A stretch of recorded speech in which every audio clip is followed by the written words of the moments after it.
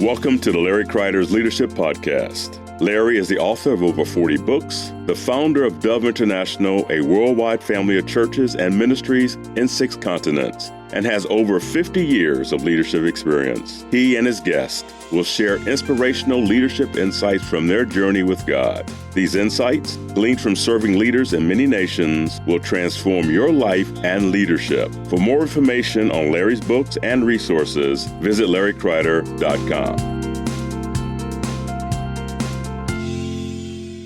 Welcome to the Larry Kreider Leadership Podcast. Larry Kreider here with me in the studio. Back again, Bryan Stevenson. Welcome. Thanks, Larry. Yeah, we're going to talk today about teamwork. And I know you've got a lot that you've taught, you teach, and you teach this both from a church setting, but you also teach it from a secular setting. Yeah. And we want to talk about teamwork, things you've learned about teamwork. I know God showed you stuff from Romans 12 that fits into all this. So again, Bryan Stevenson, he's a pastor of Fireplace Christian Fellowship in Myerstown, Pennsylvania.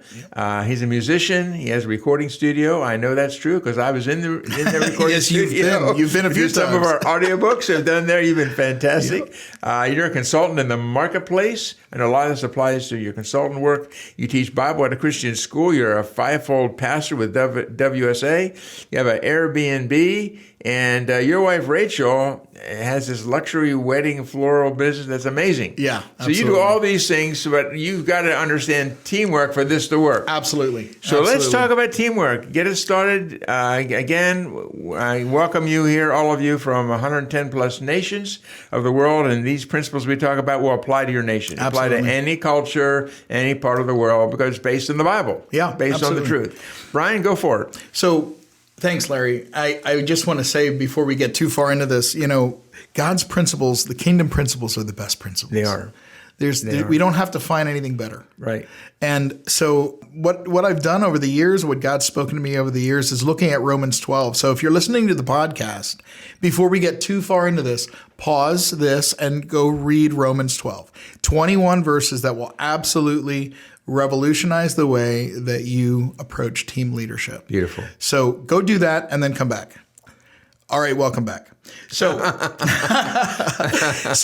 lot of folks are going to be familiar with the Romans 12, 1 and 2, Larry. I mean, we hear it a bunch. Mm-hmm. But what I love about the whole chapter of Romans 12 is Paul gives us a roadmap.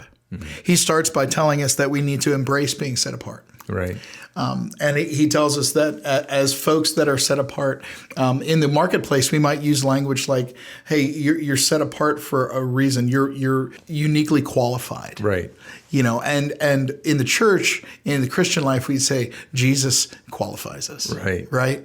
In the marketplace, it could be their training. It could be the things that they've done in their lifetime, their experiences, and so embrace having that as a mindset. Right. That I have all these different things as a bonus. Mm-hmm. And when we look at a team, everybody on the team has that. Right. And so in the church, everybody in the team has been set apart by the Lord. Right. We pursue holiness for His honor and glory, not because we want pats on the back. Right.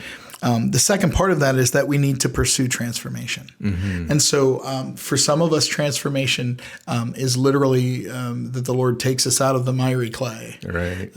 For some of us, it's really learning to lean into our gifting and getting some training that will help us in our gifting and maybe even uncovering things that you didn't realize you were gifted at. Right. So that all of those things are mindset shifts. Mm-hmm. And so the language in Romans 12, obviously many of you are familiar, by the renewing of your mind. Right. So these are all mindset things. And that's a great place to start.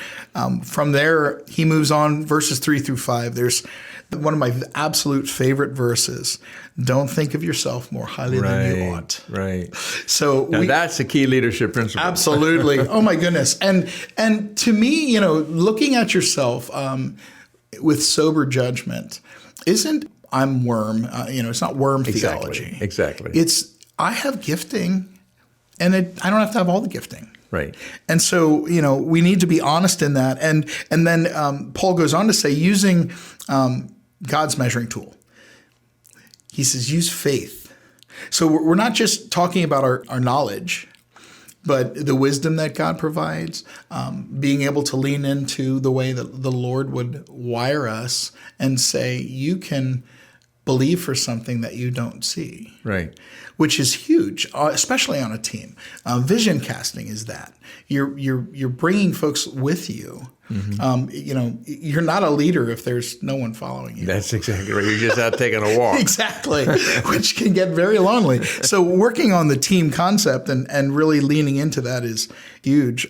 And there's verse 4 talks about understanding our, in the Greek, it's the word praxis, which is actually a business word. Right. And it means learning your role. And so when we look at praxis, we're talking about things like, what am I capable of? Right. And so if God has given us a role to play, he's going to equip us to do that. If it's something that you're not equipped to do, then maybe it's not your role. And so there's something about learning the roles that we have. Verse 5, we have to realize that we belong to each other. There's a fantastic book my wife and I just read called You Are Not Your Own by Alan Noble. And he talks about the fact that, I think the byline in there is belonging to God and a world gone wrong or something like that. And belonging to God also means we belong to the family. So you're not a Lone Ranger. We belong to each other. We're Right. part of this team. Right. But ultimately, God's the leader. That's He's right. He's guiding us as a team. So in the marketplace, a lot of the language will be into things like we want to make sure that we're looking out for our coworkers. Right. That we take interest in seeing them succeed. Because if they succeed, we're going to succeed. That's right. There's a phrase we use: "Rising tides lift all ships." That's right. I love that. And so this all talks to that's all teamwork. So 12:6-8 talks about carrying out your role, again, the praxis. And he talks about prophecy, serving, teaching, encouraging, giving, leading, and showing kindness. All these very different gifts. Yes. Right. And so it's interesting when I sit with, I teach a senior Bible class. And when I sit with my seniors and we talk about these various roles as young people who don't have a lot of life experience, I love when they sort of butt heads because it's then I can point out this is why we need each other. Right. So, and not having the role, and I think this is important for us to talk about, Larry, and I think you've probably experienced it too. Not having a particular gifting doesn't give you a free rein to have a bad behavior. Correct. So if your gifting is showing kindness and you say, well, I don't have that gift, I'm a jerk. Like that's not building the kingdom.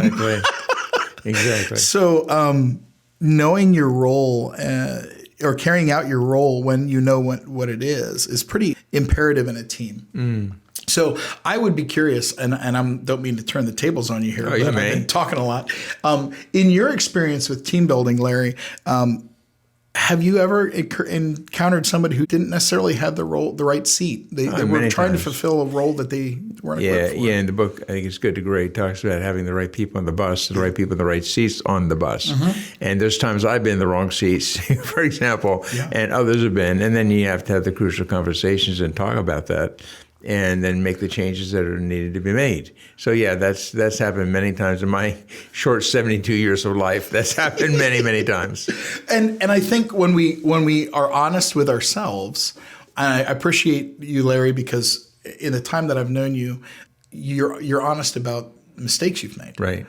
I love the approach that we learn more from our mistakes than our successes. And you will tell people, I made a mistake here. Right. And you just said that earlier. I've experienced that where I was trying to fulfill a role that I wasn't equipped for, but it also just sucked the energy right out of me. Right. Yeah, for example, if you're involved in a pastoral role, if you're a pastor of a church like you are, and I was for 15 years in the past, you're expected then to be a counselor, right? Because you're a pastor, quote unquote pastor. And we do a lot of disservice by giving people titles that really is not who they are. Right. I mean, calling you a pastor works because you are. Sure. But I realize I'm not a counselor. And I love people, and I think people feel safe around me. However, I'm not a strong pastor. My wife is, Laverne is, but I'm really not. And I'm also not a great counselor.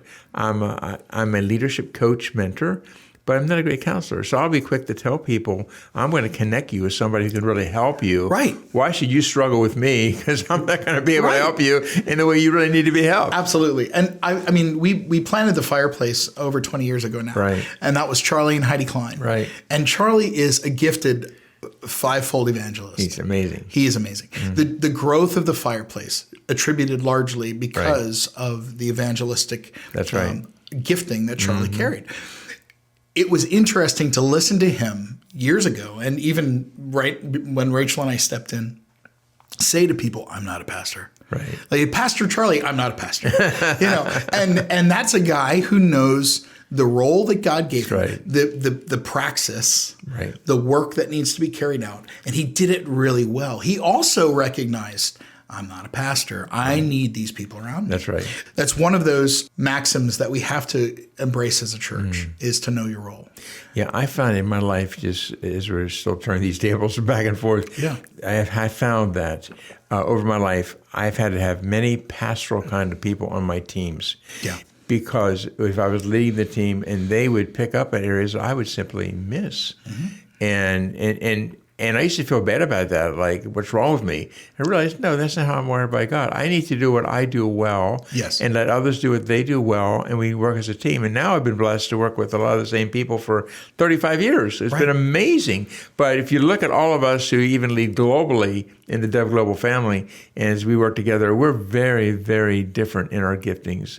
But it works. It works well because we learn to honor one another and the gifts that we have, and then try to be all things to all men. Which is perfect segue.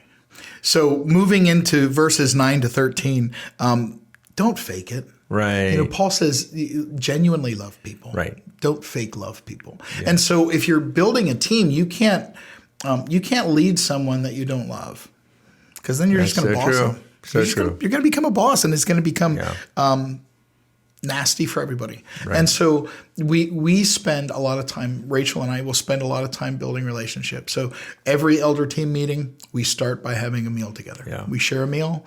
We're gathered around. We love each other's kids. We just had an elder retreat, and it was a blessing to be under one roof. Right. And to be able to really spend that quality time just being with each other and loving one another and not faking it. Right. We genuinely love each other. That was the hardest thing when Rachel and I were on sabbatical, was the people that we were with, we genuinely loved. Right. Like we missed them dearly. Did we need the sabbatical? Yeah, we absolutely did. But to be able to be with them again was just such a blessing, to realize how much we love them. And then in verse 10, maybe one of my favorite verses in Scripture is to take delight in honoring each other. So this is what you mentioned. In fact, I love Eugene Peterson's, the Message translation is, practice playing second fiddle. Yeah. And so for me as a musician, when you talk about playing second fiddle, what you're actually talking about is making someone else better. That's right. And so in team building, if your goal isn't to make the person next to you better, to bring out the best in them, right, to call out of them the things that God's planted that maybe they don't believe in themselves. Those are ways to play second fiddle. And if that person, and this is something that anybody who's building a team that's listening needs to hear, if you're not trying to pull out the best in the people that are on your team, then ultimately your team won't be the best that it can be. It might seem to be very basic and logical, but I've been on teams where it was either all about the task, right, or you were told you will do this and you will accomplish this, and maybe that's not even your role. Maybe you're not gifted to do that, but you're expected to fulfill it. So that is huge. Moving on, I think choosing to bless. When we talk about our teams, if we're not purposing to try to bless those that we walk with, they're going to feel burned out. True. This is whether it's in the church or in the marketplace. If your team doesn't feel like they're blessed to be a part of the team, eventually they're going to get burned out, or they're going to say, you know what, I don't know that this is for me. Right. There obviously are times when people will feel like they are called on. Right. And we bless them at that moment too. Sure. We bless them and pray them out. There's tremendous power released in encouragement, and that type of blessing also. Yeah. And I found in teams that I have been on or teams that I've led, that a little bit of encouragement goes a long way. Yeah. And being specific with encouragement. When someone does something well, letting them know what they did well and how that affected your life or others' lives, I think is so important. And that's another way we honor, and which is what you're talking about right here. I think it's amazing to me if we think about when the 11 disciples were looking for someone. Right. They brought along an encourager. Yeah.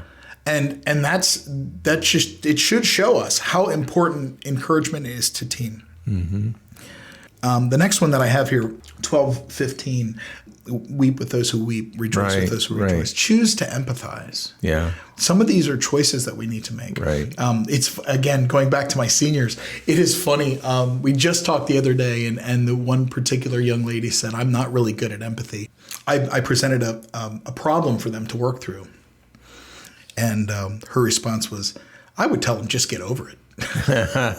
So, you can have the self-awareness that, I'm not really good at empathy. Right. But we also need to carry that out then to choose Correct. to empathize and actually weep with those who weep, rejoice with those who rejoice. Try to be in that position. Yeah, and for some of us, that comes natural. And for some of us, it's a choice. Yeah. But either way, it needs to happen because it's biblical and it's reality. Yep. And you can't have a strong team without applying these principles. Yeah. And I think I'd add another layer there. You will ruin your team. That's right. By not being able to empathize, not being able to hear them. I was in the marketplace and I was consulting, and we were doing an exercise on communication, and we talked about 4 different styles. And I was standing with the CEO. There was one particular style that's very assertive, and it's the high D personality. Right. And when we looked out over his crew of about 100 people, he and one other person were this high D, what we call a mover. And the other ones, there was about 60 in one group, about 20 in another, and a handful in another group. And I looked out and I said, what do you make out of this? Like, what stirs in you when you see this? And he said, there's a lot of people that are going to have to figure me out. and it's just interesting because that's a lot of times that's our thought process is, well, you have to cater to me. That's right. And instead of saying, like, maybe I need to learn your language. Yeah. And we're talking heart language now. That's right. You and I can speak English, but we might not speak the same heart language. That's correct. And so there might be things that I say that resonate with you. And if that's the case, I should key in on that. Mm-hmm. And hey, maybe that's, so when you mentioned earlier about blessing someone with an encouragement, be specific about the encouragement. That's right. Because just a nebulous, hey, you're a great worker. Or hey, you're a great teammate. About anybody can do that. Yeah, be specific. Yeah, it takes a lot to really be able to be specific. There's two different things in 16 that jump out, and one is to choose to live in harmony. There is a choice in being able to walk with people in harmony. It's okay to say, you know what, I think we're going to do it your way. Husbands, I know you've all experienced this. Honey, where do you want to go to dinner? Oh, I don't care. Wherever you want to go. And then you name all the places in a 20-minute surrounding area, and all of them are turned down. And then you say, honey, really, where would you like to go? Like, that's, to me, Rachel and I it becomes a joke for us. Right. So it's encouraging to be able to say, I'm going to choose to honor you by walking in harmony. Right. So that means if you and I disagree, and this isn't always an agree to disagree. In fact, one of the things that we'll teach when we go into the marketplace is coming to a place of, can I embrace and can I support the decision that's made? Mm-hmm. Not just I'm going to agree to disagree. Right. We're not also looking for just a quorum in a meeting. Right. We're looking for, can I walk with this? Yeah, when we walk out of that room with the people that we're involved in the team with, we need to walk out of the room all being on the same page, saying, yes, we will together. We may not have agreed to how we got here, but the team is most important. Yeah. And we are going to walk out this thing together and be affirmative of this whole thing. If you don't, that you will simply sow seeds of distrust. Absolutely. And typically what will happen is if that isn't come to an agreement, can we agree to support this decision even if we disagree in principle? Correct. What you'll see is, in my experience, you walk out and there's two people over in the corner and they're talking, and maybe you start to hear rumblings somewhere else, and so we need to be careful to communicate that way. And then the final thing in 16 is don't be a know-it-all. So when I lead things with the elder team, for instance, at the fireplace, I will ask first of all for all of their input before I give my input. I want to hear what everyone else has to say because I don't know it all. Right. And typically what's happened is the elder team will be talking about things that are maybe decidedly different than my approach. And they'll brought up things that I didn't even think about. Oh my word, this is revolutionary for me. And hey, we might need to table this because I came in here with an idea, but you all pointed out my idea is probably not the best. And then from 17 to 21, and I know you've done. Dwayne Britton is a good friend of ours, and he does conflict resolution. He's really good at that. But 17 to 21 in Romans 12 talks about a godly response to things like evil and conflict or mistreatment. On any team, if it's a good team, there's probably going to be some times where folks disagree. Correct. What happens if it gets taken too far? And how do you walk that out? And, Paul's pretty clear what we're to do. We go back to the blessing. Right. We don't become dishonorable if someone else has been dishonorable. We don't we don't combat evil with evil. We choose to live in peace. So good. So I love the story, and Dallas Willard was a professor, and in one of his classes, there was a young man that was completely berating him, and he was being watched by the rest of the class, and the student was way out of line, and got to the end of it, and the class dismissed, and a student came up and he said, you could have destroyed him. He was a philosophy professor. You could have destroyed him. His argument was so weak and it was so terrible. He was berating you.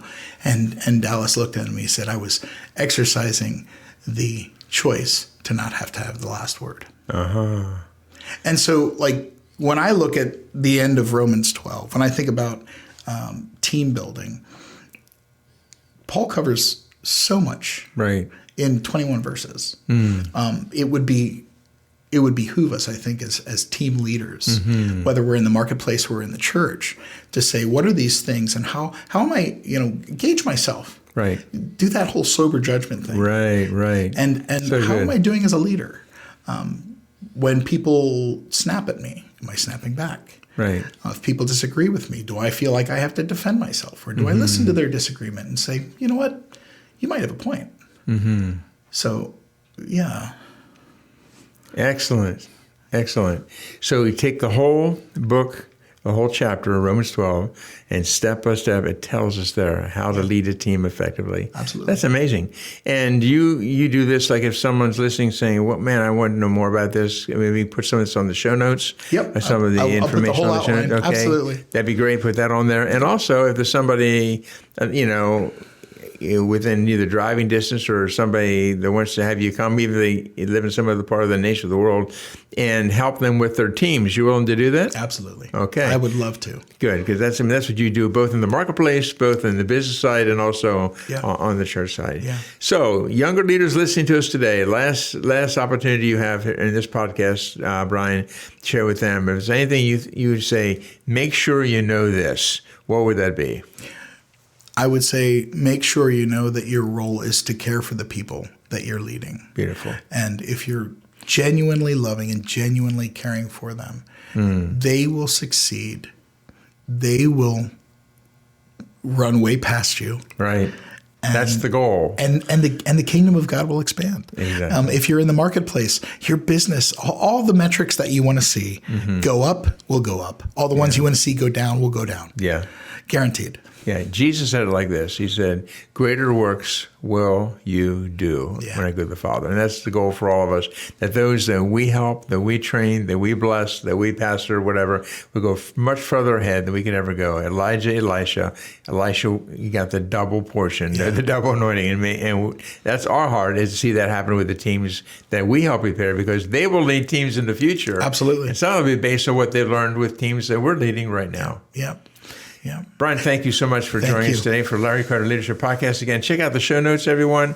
A lot more about Bryan and some of the books we talked about, some of the information that was mentioned here. And if you want to get a hold of him, his information is on there. And learn more about leadership. I love that. Romans 12 says it all. It was amazing. I believe Thank you so much. God bless you all. Thank you for joining the Larry Kreider Leadership Podcast. We look forward to having you back next week.